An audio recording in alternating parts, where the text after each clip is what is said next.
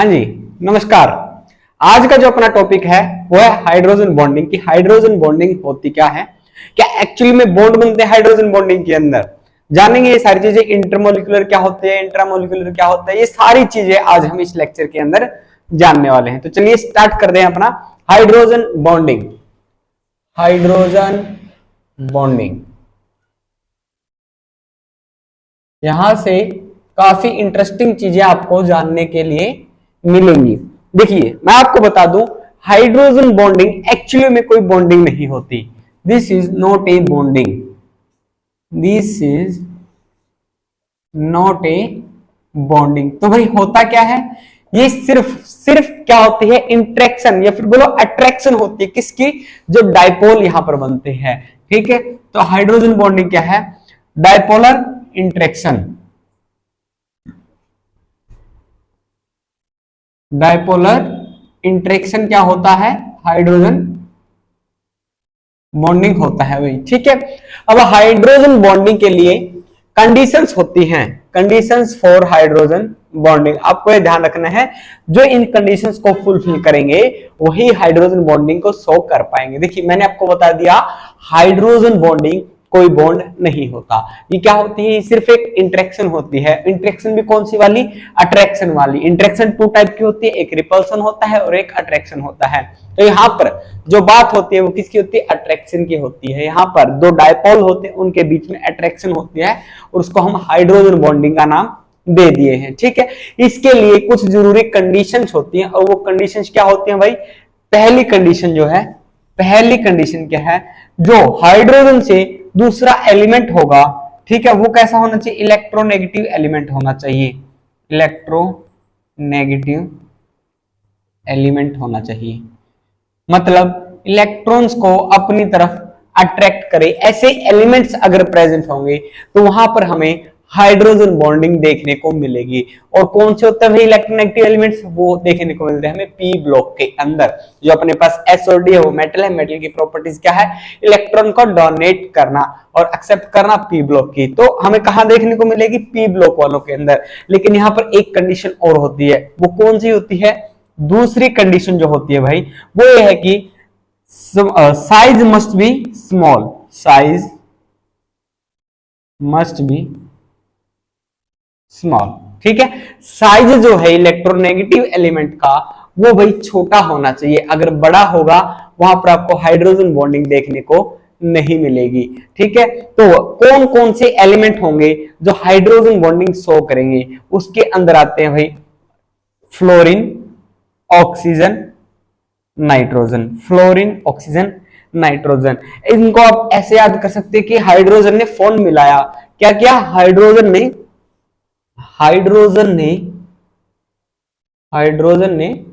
Phone मिलाया। Hydrogen ने phone मिलाया। ठीक है, फ्लोरीन, ऑक्सीजन, नाइट्रोजन। तो ये तीन ही एलिमेंट इन दोनों कंडीशन के अंदर फिट बैठते हैं। देखिए अब क्या होता है, फ्लोरीन, क्लोरीन, ठीक है, दोनों क्या है? इलेक्ट्रोनेगेटिव एलिमेंट है। फ्लोरीन का साइज छोटा है, क्लोरीन का साइज बड़ा है। आपको जो HF के अंदर तो हाइड्रोजन बॉन्डिंग देखने के लिए मिलेगी, लेकिन HCl के अंदर हाइड्रोजन बॉन्डिंग देखने को नहीं मिलती। यहां पर हमें हाइड्रोजन बॉन्डिंग नहीं मिलेगी। कहां मिलेगी? HF के अंदर। क्यों? क्योंकि फ्लोरीन का साइज जो है छोटा है, small size, due to small size of electronegative elements. ठीक है, तो ये था कंसेप्ट हाइड्रोजन बॉन्डिंग का। अब हम इस टाइप्स की बात करते हैं कि कितने टाइप के हाइड्रोजन बॉन्डिंग होती है और उनके एग्जाम्पल जानेंगे। आफ्टर दैट हम देखेंगे कि क्या क्या इफेक्ट हाइड्रोजन बॉन्डिंग की वजह से होता है, क्यों हम पढ़ रहे हैं हाइड्रोजन बॉन्डिंग को। ठीक है, हमें जरूरत क्या है हाइड्रोजन बॉन्डिंग पढ़ने की। तो यहाँ पर हाइड्रोजन बॉन्डिंग टू टाइप को आपको देखने मिलेगी। एक तो होती है इंटर मोलिक्यूलर और एक होती है भाई इंट्रामोलिक्यूलर। Intramolecular hydrogen bonding. ठीक है, इनको कुछ आप ऐसे ध्यान रखिए। इंटर का क्या मतलब होता है? एक दूसरे के अंदर। अभी आपने अगर कभी ट्रेन के अंदर सफर किया है, क्या बोलते हैं? इंटरसिटी। इंटरसिटी मतलब एक सिटी को दूसरे सिटी से कनेक्ट वाली ट्रेन क्या बोलते हैं? इंटरसिटी। और जैसे कि मेट्रो होगी वो क्या एक ही सिटी के अंदर चलती है ट्रेन, उनको हम क्या बोलते हैं, इंट्रा सिटी। तो सेम बात यहां पर लागू होती है। इंटरसिटी मतलब जो बॉन्डिंग है हमें बिटवीन टू मॉलिक्यूल्स के अंदर देखने को मिलेगी, और इंट्रा के अंदर क्या मिलेगा हमें, इंट्रा के अंदर हमें एक ही मॉलिक्यूल के अंदर हाइड्रोजन बॉन्डिंग देखने को मिलेगा। समझे इन दोनों बातों को, इंटर के अंदर अलग अलग मॉलिक्यूल्स के बीच में इंटरेक्शन होगा और इंट्रा के अंदर एक ही मॉलिक्यूल के बीच में इंटरेक्शन होगा। चलिए भाई इसके एग्जांपल देखिए, HF हो गया, ठीक है, HF के अंदर हो गया, वाटर के अंदर हो गया, अमोनिया के अंदर हो गया, ये क्या है, ये सारे इंटरमोलिकुलर हाइड्रोजन बॉन्डिंग के एग्जांपल्स हैं। इंट्रा के अंदर जैसे अपने पास ऑर्थो नाइट्रोफिनोल हो गया, नाइट्रोफिनोल हो गया, ठीक है, ऑर्थो नाइट्रो एल्डिहाइड हो गया, ये सारे एग्जांपल रहेंगे इंट्रामोलिकुलर के। अच्छा होती कैसे है, अब ये देखो इंटरेक्शन कैसे होगी। अब यहाँ पर अपने पास HF मॉलिक्यूल पड़ा है, क्या पड़ा है भाई, HF मॉलिक्यूल पड़ा है। हमें कैसे पता है ये पोलर है या नॉन पोलर है, यहाँ पर इलेक्ट्रोनेगेटिव है, तो ये कैसा बॉन्ड बनाएगा, कोवेलेंट बॉन्ड बनाएगा, लेकिन कैसा, पोलर वाला। और पोलर की वजह से क्या हो जाएगा, यहाँ पर स्लाइटली नेगेटिव चार्ज आ जाएगा, यहाँ पर स्लाइटली पॉजिटिव चार्ज आ जाएगा। सेम दूसरा मॉलिक्यूल भी यहाँ पड़ा होगा, ये तो यानी कि एक मॉलिक्यूल पड़ा है, आगे फिर जो है मॉलिक्यूल पड़ा होगा HF का, ओके, तो इनके ऊपर भी कैसा बॉन्ड बना होगा, पोलर कोवेलेंट बॉन्ड बना होगा, जिसकी वजह से यहाँ पर भी चार्जेस आ जाएंगे। क्या आ जाएंगे भाई, चार्जेस आ जाएंगे। अब यहाँ पर जो नेगेटिव पॉजिटिव जो चार्ज जनरेट हो गए, इनके बीच में आपको इंटरेक्शन देखने को मिलेगा, इनके अंदर आपको इंटरेक्शन देखने को मिलेगा, इसी को हम बोलेंगे इंटरमोलिकुलर हाइड्रोजन बॉन्डिंग। ठीक है, अंडरस्टैंड, समझे इस बात को कि जब दो मॉलिक्यूल्स के बीच हमें हाइड्रोजन बॉन्डिंग देखने को मिले उसे हम इंटरमोलिकुलर हाइड्रोजन बॉन्डिंग बोलेंगे। हाइड्रोजन बॉन्डिंग बॉन्ड नहीं होता, वो सिर्फ एक इंटरेक्शन होती है। ठीक है, सेम बात वाटर का तो हम आगे डिस्कस करेंगे, अच्छे से समझाएंगे क्यों आइस जो है तैरती है पानी के अंदर। ठीक है, उस बात की डिस्कस करेंगे, वहां पर समझेंगे वाटर के अंदर कैसी होती है। NH3 की बात कर लेते हैं, अमोनिया की बात कर लेते हैं, अमोनिया, ओके, यहां पर नेगेटिव, यहां पर पॉजिटिव चार्ज आ जाएगा। यहां पर अगला मॉलिक्यूल पड़ा है अमोनिया का, ठीक है, सेम आगे पड़े हैं, तो क्या हुआ, ये नाइट्रोजन जो है यहां पर इंटरेक्शन शो करेगा, वो भी अट्रैक्शन वाली इंटरेक्शंस। तो इन ही इंटरेक्शंस की वजह से यहां पर हमें हाइड्रोजन बॉन्डिंग देखने को मिलता है। ठीक है, समझे इस बात को, आगे आ जाओ भाई। ये था इंटरमोलिकुलर, मतलब एक मॉलिक्यूल ये अलग से पड़ा है, दूसरा मॉलिक्यूल ये अलग से पड़ा है, इनके बीच हमें इंटरेक्शन देखने को मिला और वहां पर हमें हाइड्रोजन बॉन्डिंग शो हुआ। ऑर्थोनाइट्रोफिनॉल की बात करते हैं। ऑर्थोनाइट्रोफिनॉल का स्ट्रक्चर कुछ ऐसा होता है भाई लोग,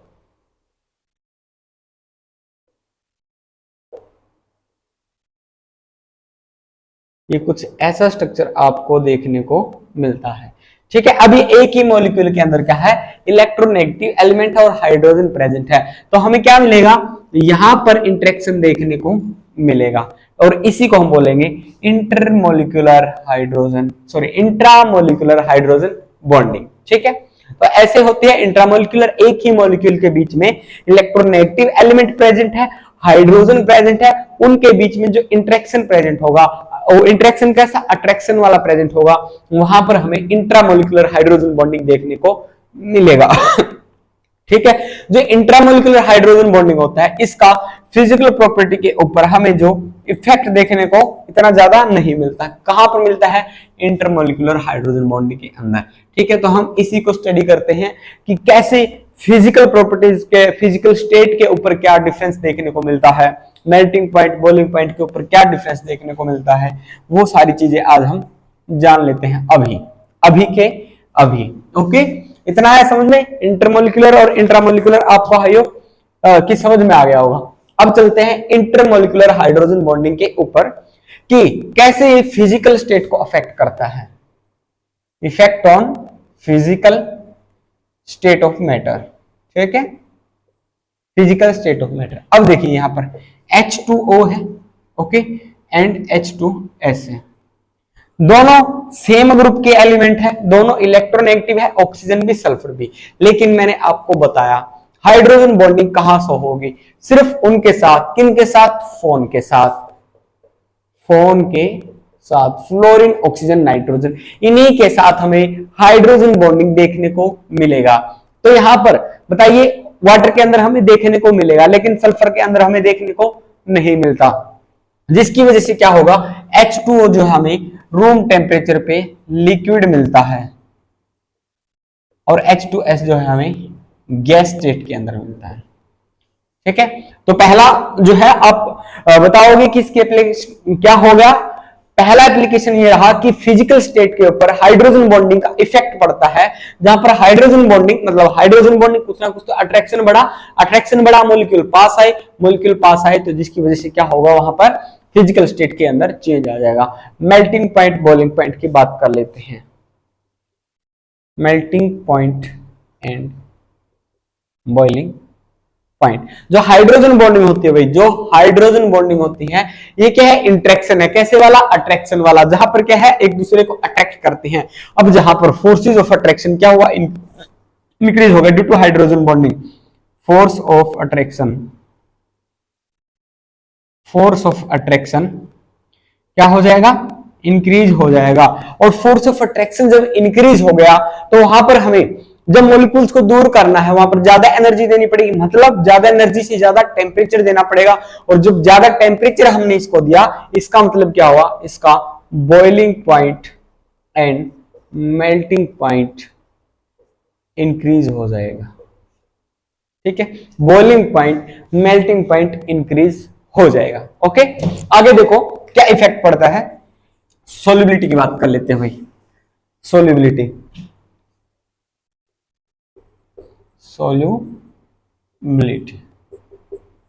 ओके, अल्कोहल है ओके, कैसा जो है लिक्विड है, ये एक नॉन पोलर है। कैसा है, नॉन पोलर है, नॉन पोलर, जबकि वाटर क्या है, पोलर है। ठीक है, आपने एक प्रिंसिपल पढ़ा होगा सोल्युबिलिटी का, क्या, लाइक डिजोल्व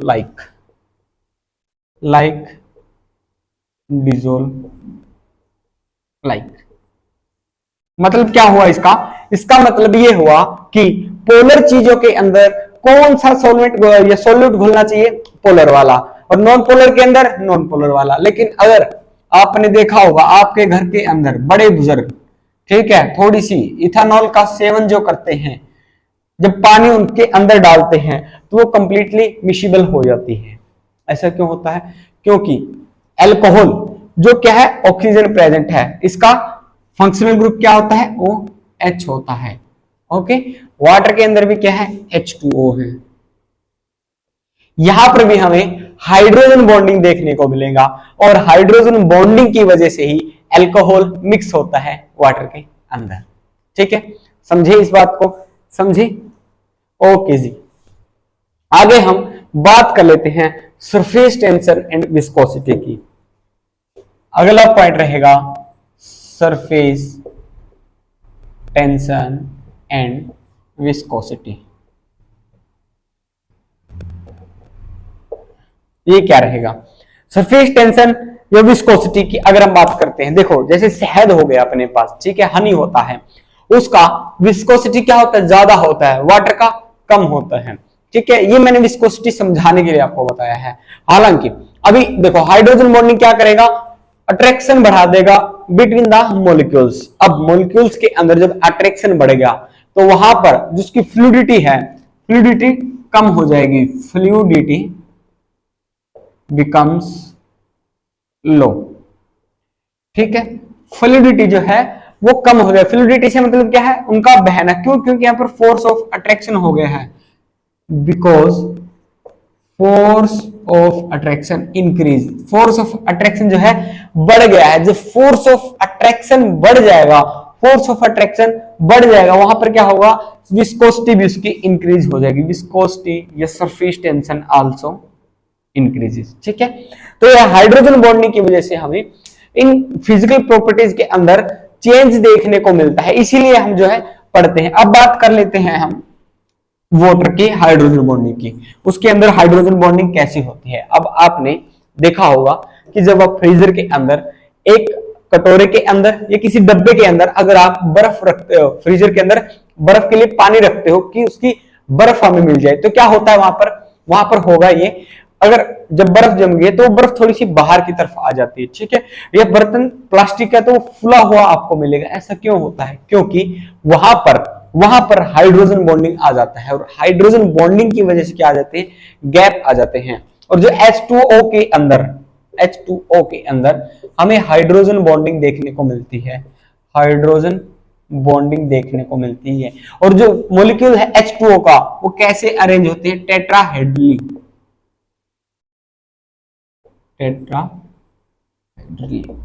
ठीक है। मतलब टेट्राहेड्रल शेप के अंदर हमें मॉलिक्यूल देखने को मिलेगा, किसका? वाटर का मॉलिक्यूल ऐसे अरेंज हो जाएगा भाई, ठीक है। H आ जाएगा। उसके बाद यहां पर एक मॉलिक्यूल पड़ा है H, यहां पर अट्रैक्शन देखने को मिला, ठीक है। यहां पर आपको अट्रैक्शन देखने को मिल जाएगा, ठीक है। ऊपर क्या है? वहां पर वाटर के मॉलिक्यूल्स पड़े हैं, यहां पर अट्रैक्शन देखने को मिलेगा, यहां पर, ठीक है। इधर आप इस बीच वाले मॉलिक्यूल को देखते हो तो आपको क्या दिखेगा कि टेट्राहेड्रली जो है स्ट्रक्चर के अंदर जो है अरेंज हो जाता है। और ये जो केज लाइक, इसको हम केज लाइक स्ट्रक्चर भी बोल देते हैं भाई, केज लाइक स्ट्रक्चर, ठीक है। इसने क्या किया? इसने ये किया कि यहां पर आपको अगर हाइड्रोजन बॉन्डिंग इनके बीच में देखने को मिली, यहां पर देखने को मिल गई, ठीक है, यहां पर देखने को मिल गई, या यहां पर देखने को मिल गई, तो ये यहां पर बीच के अंदर वैकेंट स्पेस क्रिएट हो जाता है, जिस वैकेंट जो स्पेस की वजह से बर्फ जो आपको फुली हुई दिखती है, और इसीलिए बर्फ जो है पानी के ऊपर आपको तैरती हुई दिखाई देगी, ठीक है। आई होप आपको हाइड्रोजन बॉन्डिंग का कंसेप्ट समझ में आया होगा। यहां पर केमिकल बॉन्डिंग जो नामक चैप्टर है अपना, यहां पर कंप्लीट हो जाता है भाई। हमने 1 to 1 सारे कंसेप्ट को पढ़ा है, बिल्कुल 0 से लेके लास्ट तक हमने केमिकल बॉन्डिंग को निपटा दिया है। अब आप जो है क्वेश्चंस का ट्राई करते हो, डेफिनेटली आपके सारे क्वेश्चंस हो जाने चाहिए, ठीक है। तो अपने चैनल को सब्सक्राइब कर लीजिए। मिलते हैं अगले यूनिट के अंदर। जय हिंद।